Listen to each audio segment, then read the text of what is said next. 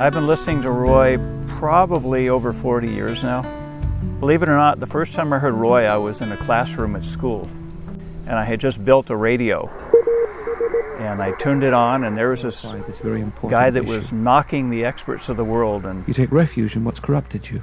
I'd never heard anybody speak like that before, and I thought, you know, I've never heard this. I love it. We try desperately to adapt to the world. That was my initiation. To throw off our spiritual identity. I was looking for spiritual answers, I guess you could say. In my teen years, I went into very intense depression.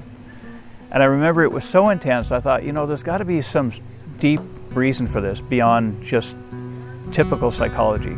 I remember feeling so much pain, I thought there's got to be something deeply spiritual about this.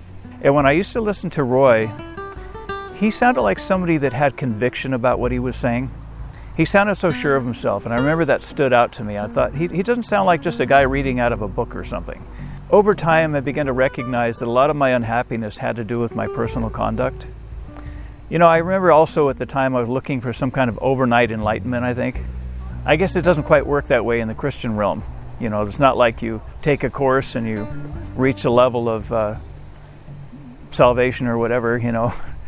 That was kind of how I heard Roy, you know, just hearing him on the radio over and over again and hearing him counseling people. And I said, you know, this guy sounds like he's onto something.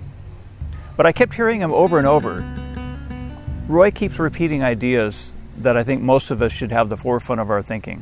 One of them is to be calm when somebody intimidates us, not to let things get to you. And I think over the years, hearing him talk about it over and over, it began to actually sink in to where if somebody did something that upset me, I was a lot less inclined to get really bent out of shape about it or take it personally.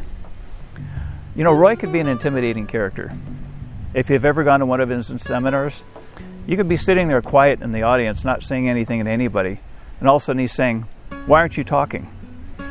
And I think that was good for me because I was a very shy person, and I wasn't inclined to stand up on my own and talk about anything. So to have this guy kind of call on me and sort of force me into the limelight, I thought it was kind of healthy. You know, every show Roy did was different. I mean, I might have heard a few hundred shows by now. And some of the things he would say, he was very gung-ho on people starting their own businesses. He would say, you know, don't doubt yourself, you can do it. Don't worry about your education level. You're not beholden to go to school to educate yourself. So I'd find myself going to the library and studying subjects that interested me. For me, it was electronics. I loved electronics.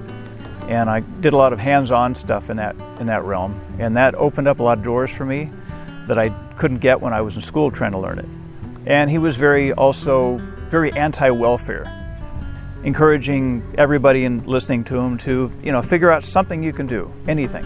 You know, you're not helpless.